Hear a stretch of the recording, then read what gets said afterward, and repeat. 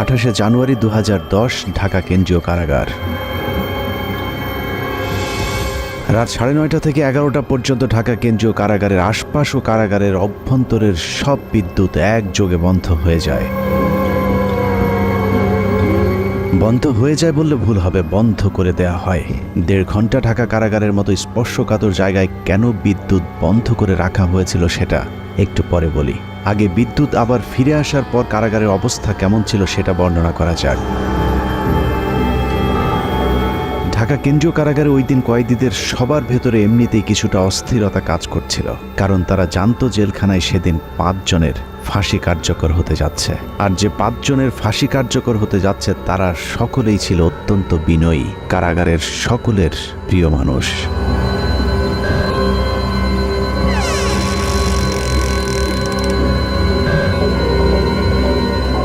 রাত 12:01 colonel Farooq Rahman, major AK Mohiuddin Ahmed artillery, Mohiuddin lancer ও সুলতান শাহরিয়ার রশিদ খানকে ফাঁসিতে ঝুলিয়ে হত্যা করা হয়। 4 জনকে ফাঁসি দেওয়া হলেও লাশের সংখ্যা ছিল মোট 5টি। ফাঁসি কার্যকরের পরদিন যথারীতি 5টি লাশ পাঠানো হয় যার যার গ্রামের বাড়িতে, কিন্তু একটি লাশের ক্ষেত্রে বিশেষ নিরাপত্তা ব্যবস্থা রাখা হয়েছিল, আর সেটাই হলো চুয়াডাঙ্গার সূর্য সন্তান মেজর বজলুল হুদার। মেজর বজলুল হুদার বাড়ি চুয়াডাঙ্গার হাটবোয়ালিয়া গ্রামে সেদিন র্যাব পুলিশের উপস্থিতি দেখে মনে হয়েছে আইন শৃঙ্খলা বাহিনী বোধহয় চুয়াডাঙ্গাবাসীর বিরুদ্ধে যুদ্ধের প্রস্তুতি নিচ্ছে। যুদ্ধের এই আয়োজন ছিল মূলত মেজর বজলুল হুদার মরদেহ যেন কেউ দেখতে না পারে সেটা নিশ্চিত করা। লাশ কেন দেখতে দেয়া যাবে না সেটা জানতে আমরা হাটবোয়ালিয়া গ্রামের মানুষের বক্তব্য শুনতে চেয়েছিলাম। বজলুল ভাইয়ের লাশ আসার সময় আমি আমার পটে যাবো, এর মধ্যে পুলিশি টল, শুধু টল পুলিশি যারা মসজিদে এমন হয় আসা যায় না। তারপর কিছুক্ষণ পরে শুনলাম ভাইয়ের লাশ আসছে ভোরের দিকে। প্রশাসনের লোক ছিল, ওনার লাশটা প্রথমে হাটবলে ফিন্ডে হয়, প্রচুর লোক। এই অবস্থায় বাড়ির ভেতরে ঢুকতে দিয়েছিল না। আমার জানাজাত লাশটা ধোয়ানোর কথা, কিন্তু পুলিশের বাধার কারণে আমি লাশটা ধোয়াতে পারিনি। লাশ আসার পরে তার প্রশাসনের লোক যারা আসছিল লাশ নিয়ে, তারা যেখানে টাইম দিয়েছে তাকে দাফন করতে হবে। সে দেশের মানুষের জন্যই মনে করেন সবসময় ছিল, দেশের মানুষের পাশে থাকতো সবসময়। চুয়াডাঙ্গার মানুষের কাছে মেজর বজলুল হুদা ছিলেন এক আদর্শের প্রতীক, যে কারণে আইন শৃঙ্খলা বাহিনীর ব্যাপক উপস্থিতি আর জোর জবরদস্তির পরেও প্রিয় মানুষটিকে শেষবারের মতো একটু দেখতে চাওয়া মানুষের ঢল ছিল চোখে পড়বার মতো। আইন শৃঙ্খলা বাহিনীর নির্দেশনা ছিল 5 মিনিটের মধ্যে মেজর বজলুল হুদাকে দাফন করতে হবে, কিন্তু জনরোষের মুখে আইন শৃঙ্খলা বাহিনী পিছু হাঁটতে বাধ্য হয়। প্রিয় মুখটাকে গোসল না দিয়ে কিছুতেই চুয়াডাঙ্গার মানুষ তার দাফন করাতে চাননি। বাধ্য হয়ে প্রশাসন তাদেরকে আধা ঘন্টা সময় বেঁধে দিয়েছিল দাফন করবার জন্যে। 4টা-5টার দিকে আসলো, লোকজন নাই একেবারে, মানে সম্পূর্ণ একেবারে হলো কোনো মানুষজন ঢুকতে দিচ্ছে না। র্যাবের এক কর্মকর্তা আমাকে জিজ্ঞেস করলো কেমন উনি লোক ছিল। তো আমি তখন বললাম যে সে কেমন মানুষ ছিল এটা আপনারা কিছুক্ষণ পরে দেখতে পারবেন। তো বলি যে এত ভালো মানুষ, তাহলে এরকম একটা কাজ করলো কেন? তা বলছি যে কাজ করলে এই কারণে, সে তো নিজের জন্য করে না, সে তো দেশের জন্য করেছে। যারা 15ই আগস্টে ছিল তারা সবই মুক্তিযোদ্ধা, কেউ কোনো পাকিস্তানি ফেরত আর্মি না, সব মুক্তিযোদ্ধা। তারপরে লাশ আসলো, এত পরিমাণ লোক সরকারের নিয়ন্ত্রণে, সে লাশ এই এলাকার জনসাধারণ ছিনিয়ে নিল, এবং এত পরিমাণ লোক হয়েছে যেটা নজিরবিহীন একটা ঘটনা। পুলিশের আন্ডারে থাকবে না, আমরা আমাদের লাশ আমরা হলো আমাদের আন্ডারে হবে, দাফন হবে। পুলিশের আন্ডারে রাখতে চেয়েছিল কিনা? পুলিশের আন্ডারে তো না, সেগুলো পুলিশের আন্ডারে তো স্বাভাবিক নিয়ম, সেভাবে আমরা হলো সরকারি কাজ আমরা দাফন করি। তো আমরা বললাম যে না, দাফন ওইভাবে না, আমাদের পারিবারিকভাবে বা এলাকার মানুষের হলো দাফন হবে তার পেছনে। অতএব তারা তখন হলো দিতে বাধ্য হয়েছে। হাজার হাজার মানুষ চলে এসেছে মেজর বজলুল হুদাকে এক নজর দেখার জন্যে। হাটবোয়ালিয়া বাজারে এত মানুষ এর আগে হয়তো কখনো কেউ দেখেনি। গোসলের অনুমতি দিচ্ছিল না। এই সময় আলমডাঙ্গা থানার যিনি ওসি ছিলেন, উনি খুবই খারাপ আচরণ করছিলেন। আমাদের তারা হুমকি দিচ্ছে, হ্যান ত্যান, পুলিশ আইসে আমাদের বলছে না, লাশ তাড়াতাড়ি মাঠে। আর প্রশাসন খুব তাড়াতাড়ি করে চাপ দেয়, ধোয়া টোয়া এগুলা বাদ দিয়ে, গোসল টোসল বাদ দিয়ে দাফন করতে হবে এমন পুলিশের নির্দেশ ছিল, এবং সাথে ঢাকার থেকে টিমও আসছিল। ওই সময় প্রশাসনের ভূমিকা কেমন? প্রশাসন প্রথমে মার মুখে অবস্থায় ছিল, যখন সাধারণ মানুষ পাবলিক বলল যে ঠিক আছে আমরা লাশ না দেখে আমরা দাফন করব না, তখন লক্ষ লক্ষ মানে সাধারণ মানুষ চারিদিক থেকে আসার পরে তাদের চাপের কারণে তখন লাশ আমাদের কাছে দিতে বাধ্য হয়েছে। এই সময়ের মধ্যে অসংখ্য মানুষ মেজর বজলুল হুদাকে শেষবারের মতো একটু দেখতে ছুটে যান তার গ্রামের বাড়ি হাটবোয়ালিয়াতে। 3 জেলার জনগণের কারণে প্রশাসনের লোক এখানে পিছিয়ে হাঁটি যায়, তারা এখান থেকে সরে যাওয়ার পর এখানে জনগণের ইচ্ছা মতো তাদের দেখানো হয়েছে। মাটি দেওয়ার চাইছিল, তো এখান থেকে লেট করানো হলো যে একটু পরে লাশটা মাটি দেওয়া হোক, এই হিসাবে একটু দেরি করে লাশ দেখার পরিপ্রেক্ষিতে আমরা দেখছিলাম। এতটুকু পর্যন্ত ঠিকই ছিল, কিন্তু মেজর বজলুল হুদাকে গোসল করাতে গিয়ে চুয়াডাঙ্গার মানুষ সাক্ষী হয়েছিল নৃশংসতম এক ঘটনার। কাফনের কাপড় সরাতেই দেখা যায় মেজর বজলুল হুদাকে আসলে ফাঁসি দেওয়া হয়নি, তাকে জবাই করে হত্যা করা হয়েছে। মুক্তিযুদ্ধের জেনারেল ওসমানীর পিএস সাবেক সংসদ সদস্য আপনাদের প্রিয় সন্তান প্রশাসনমূলক বিচারের মধ্য দিয়ে হত্যা করা হয়েছে। আমরা এ হত্যার বিচার চাই। ইনশাল্লাহ বাংলার মাটিতে তাকে হত্যার বিচার একদিন হবে। সে ফেরেশতা তুল্য, সে কোনো অপরাধ কারোর সাথে করেনি, মানুষের উপকার করেছে। বলারের কাপড় খুলে দেখেছে এখান থেকে এত দূর, মানে 2 ইঞ্চি না, একদম পুরো মানে ছুরি চালালে যেভাবে হয়, কসাইরা যেভাবে ছুরি চালালে যেভাবে কাটেন ওইভাবে কাটা, সুতা 3-4 পর্ব করে সেটা দিয়ে সেলাই করা, হাতে পায়ে কোথাও কোনো আঘাতের চিহ্ন নাই। এটা জবাই করা, এটা তার ফাঁসি না, কোনো রগগাটা নাই, কিছু নাই। গলায় ছিল একটা টেপটা সরিয়ে দেখলাম হাতটা ঢুকে গেল, পট সুতো দিয়ে কালো সুতো দেয় তার সেলাই করা অনেক দূরে রক্ত টপ টপ টপে পড়তেই আসে। তালা কাটা ছিল, এটা আমরা দেখেছি। ফাঁসি হলে গলায় হালকা দাগ থাকে, গলা তো কাটা থাকে না, তো গলা সেলাই থাকে না। কবরস্থানে যখন মাটি দিছে তখনও কাফনের রক্তে ভিজে গেছে। ফাঁসি দেওয়ার নামে তাকে জবাই করা হয়েছে। লাশটা কি আপনি দেখছিলেন? জি জি, আমি লাশটা দেখেছি, দেখছিলেন? চকচকে দেখেছি লাশ। ওনার গলাটা কাটা ছিল এবং সেইখান থেকে অনবরত রক্তক্ষরণ হচ্ছিল। তা লাশটা কেমন দেখছিলেন বলেন? লাশটা দেখছি যে এলো তো লাশ জেল কোড অনুযায়ী সেরকম তো হলো জবাই করা হয় না, কিন্তু পুরাপুরি জবাই করেছে। সে হলো একটা হত্যাকাণ্ড, পুরা রক্ত বাড়াচ্ছে। কেমন ছিল এটা একটু? একেবারে সম্পূর্ণ গলা কেটে রক্ত বাড়াচ্ছে, তখন পর্যন্ত যখন আসে তখন পর্যন্ত রক্ত বাড়াচ্ছে। গলা কাটার পরে ওখানে সেলাই টেলাই দেওয়া এরকম কিছু দাগ? না, সেলাই কাটার পরে তারপরে হলো সেলাই দিচ্ছে। কফিন খোলার পরে আমরা তখন দেখি যে তার মুখ এবং সব কিছু রক্তে ভেজা। ফাঁসি দেওয়া লাশ তো মানে রক্ত থাকার কথা না। তারপর যখন গোসল করানোর জন্য নেওয়া হয়, দেখি যে গলার এখান থেকে এ পর্যন্ত কাটা এবং মোটা সুতা দিয়ে সেলাই করা। ধোয়ানোর পরও যখন খাটিয়ে করে লাশ নিচ্ছি তখনও রক্ত কিন্তু তাজা রক্ত টপ টপ বসছে। ভিডিওর সময় কি দেখেছিলেন একটু বলেন তো? ভিডিও করার সময় দেখছিলাম এই সাইডে একটা বড় আকারে একটা দাগ দেখছিলাম।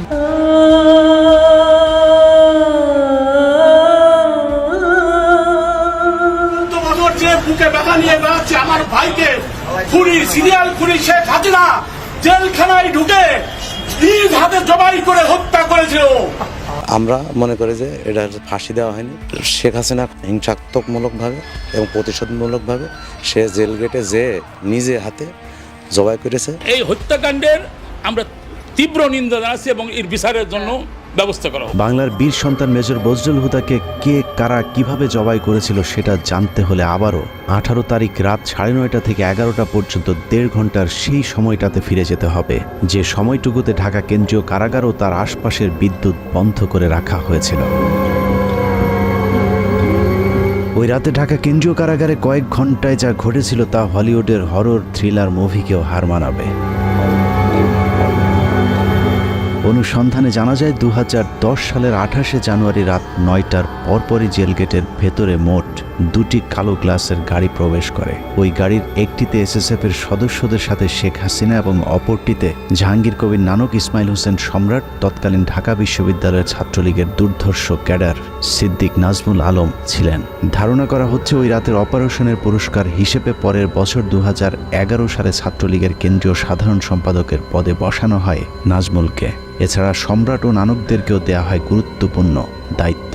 এর বাইরে ওই গাড়িতে ভয়ঙ্কর কুৎসিত দেখতে বড় গোফওয়ালা একজন মানুষ ছিল, যার নাম পরিচয় আমাদেরকে কেউ নিশ্চিত করে বলতে পারেনি। ডিএমপি কমিশনার একেএম শহীদুল হক সাহেব ছিলেন, স্বরাষ্ট্র সচিব যে আব্দুল সামান সাহেব ছিলেন, কারা মহাপরিদর্শক যে ব্রিগেডিয়ার জেনারেল আশরাফুল ইসলাম খান উনিও ছিলেন, আর সম্ভবত ঢাকার ডিসি ছিলেন উনি জিল্লুর রহমান, ঢাকা জেলার ম্যাজিস্ট্রেট অমিতাভ সরকার, উনিও ছিলেন ওইখানে, আরো বেশ কিছু লোকজন ছিল। গোয়েন্দা সংস্থার সাবেক এই কর্মকর্তা জানান, ওই রাতে মোট 2টি ফাঁসির মঞ্চ তৈরি করা হয়েছিল। এই 2টি ফাঁসির মঞ্চে দুজন করে মোট 4 জনকে ফাঁসি দেওয়া হয়। দূর থেকে কোন 4 জনকে ফাঁসি দেওয়া হয়েছিল সেটা বোঝা না গেলেও 5ম জনকে ফাঁসি দেয়া তো দূরের কথা, মঞ্চেই তোলা হয়নি। কিন্তু লাশ বের করবার সময় জেলখানা থেকে মোট 5টি লাশবাহী গাড়ি বের হয়েছিল। ফাঁসি থাকে সাধারণত সেই দিন, তো এটা নর্মাল প্রসিজিওর। জেলখানায় নিরাপত্তাটা বেশ স্ট্রং থাকে। সেই দিনও যেটা আমাদের বেশ আলোচিত হয় জেলখানায়, ওই ফাঁসির মঞ্চের কাছে যে 4টা লাশ গাড়িতে উঠানো হয়, কিন্তু আরেকটা লাশ ঠিক প্রশাসনিক ভবনের ওখান থেকে নিয়ে গাড়িতে উঠানো হয়। এই ব্যাপারটা একটু অস্বাভাবিক। একই জায়গায় ছিল না। না, এটা তো আসলে 4টা যেটা লাশ প্রথমে উঠানো হলো, এটা তো ফাঁসির মঞ্চের কাছাকাছি, যেটা ন্যাচারাল। ওখানে ফাঁসির পরে ওখান থেকে লাশটা গাড়িতে উঠানো হয়, কিন্তু আরেকটা লাশ যেটা প্রশাসনিক ভবন থেকে বের করা হয়, এটাই হলো, এটার একটা ডিস্টেন্সের ব্যাপার আছে যে এখান থেকে কেন লাশ আসবে এবং কেনই বা এটা গাড়িতে উঠানো হয়, এটাই হলো প্রশ্ন। এই ব্যাপারটা নিয়ে পরের দিন বেশ আলাপ আলোচনা হয় জেলখানার ভিতরেও।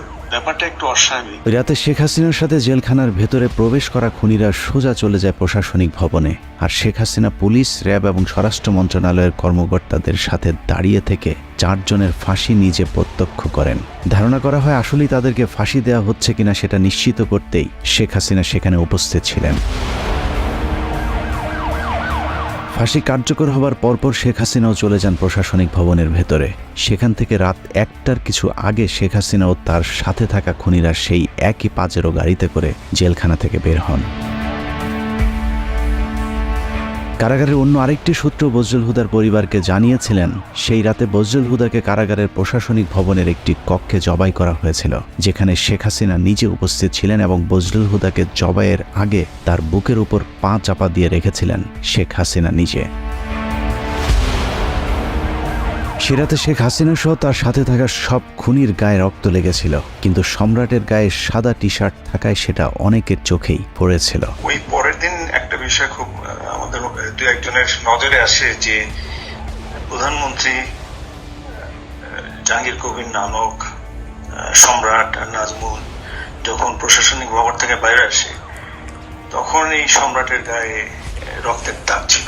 2-1 জন এটা দেখতে পায়। এখন ব্যাপারটা হয়েছে যে এই ধরনের জিনিসগুলো তো আমরা গ্যারান্টি দিয়ে বলতে পারছি না, কিন্তু তখন ওই সময় যে সমস্ত লোকজন উপস্থিত ছিল, যে এখন তারা সবাই এখন বাংলাদেশে বেশিরভাগই আছেন, পুলিশের প্রশাসনের মধ্যেও আছেন, এই সমস্ত অফিসার বা লোকজন যারা উইটনেস ছিল, যারা সাক্ষী ছিল, তাদেরকে এখন ধরলেই এই জিনিসটা মোটামুটি তদন্তের আওতায় আনা যায়। এবং তাদের পরিবার যেটা অভিযোগ করে যে তাকে জবাই করে মারা হয়েছে, এবং এই যে অস্বাভাবিক অ্যাক্টিভিটিস গুলো যেগুলো জেলখানার মধ্যে দেখা গেছিল ফাঁসির সময়, ফাঁসির পরবর্তীতে, এটা পরিষ্কার তদন্তের মাধ্যমে বের করাটা খুবই সহজ। ঘটনার বর্ণনা শুনে অনেকের কাছেই হয়তো অসম্ভব, অবিশ্বাস্য এক গল্পের মতো মনে হচ্ছে।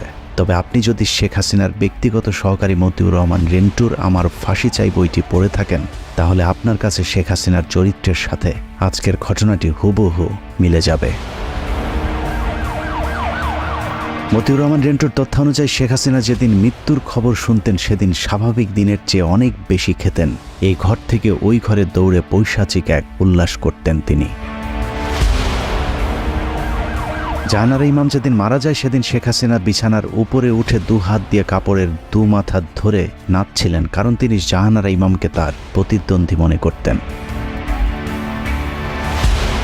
এক কথায় শেখ হাসিনা একজন নরপিশাচ, রক্তপিপাসু, মানসিক বিকারগ্রস্ত একজন উম্মাদ, যে কারণে একজন মানুষ যার আর কয়েক ঘন্টা পরে ফাঁসি কার্যকর হবে তাকেও নৃশংসভাবে জবাই করে হত্যা করবার কথা চিন্তা করতে পারে। একটু চোখ বন্ধ করে ভেবে দেখুন কত নৃশংস নরপিশাচের হাত থেকে আল্লাহ আমাদেরকে বাঁচিয়ে দিয়েছেন। শেখ হাসিনা নাই, শেখ হাসিনা চলে গেছে, শেখ হাসিনা পালায় না। যাই হোক, 15 আগস্টের বীর মুক্তিযোদ্ধা মেজর বজলুল হুদাদেরকে আমরা সম্মান দিতে পারিনি, যে কারণে আজ আবারও শেখ মুজিবের প্রেতাত্মা আমাদের উপর চেপে বসেছিল।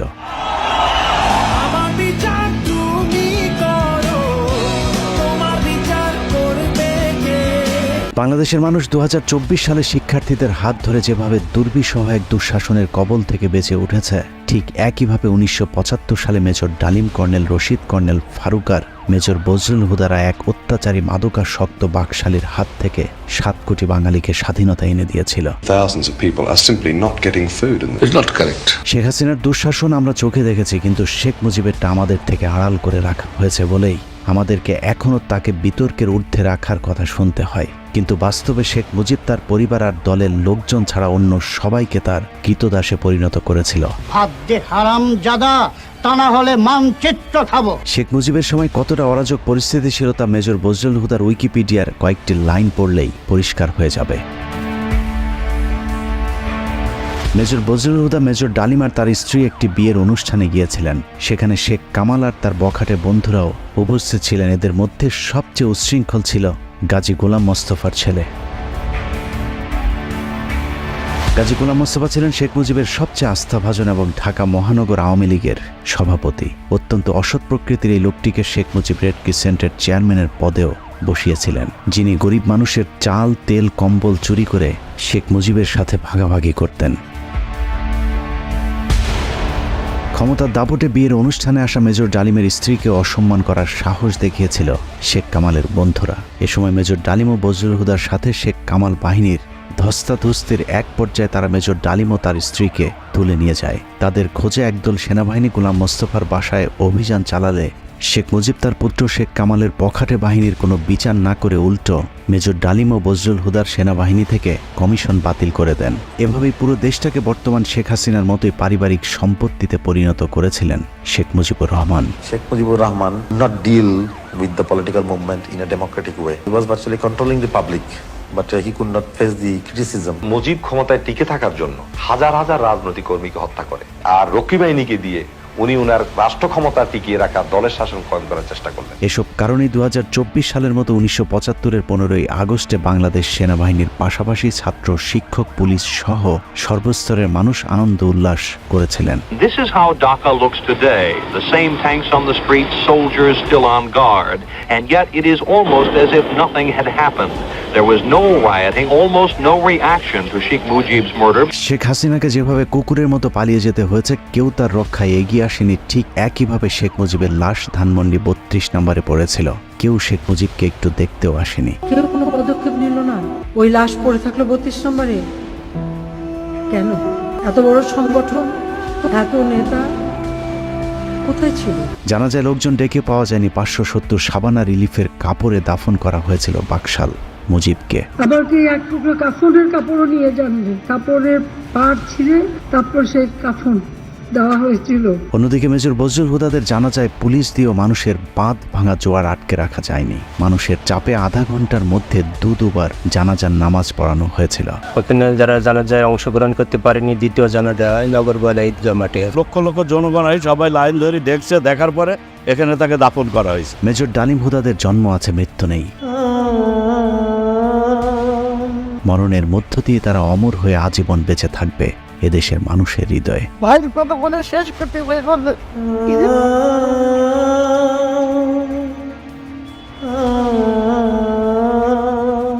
যতবার মুজিব হাসিনাদের মতো নরপশুরা এদেশের মানুষকে শোষণ করতে চাইবে, ততবারই বজলুল হুদারা ফিরে আসবে আবু সাইদ কিংবা মুগ্ধ হয়ে। আমরা তোমাদের ভুলব না। আল্লাহ হাফেজ।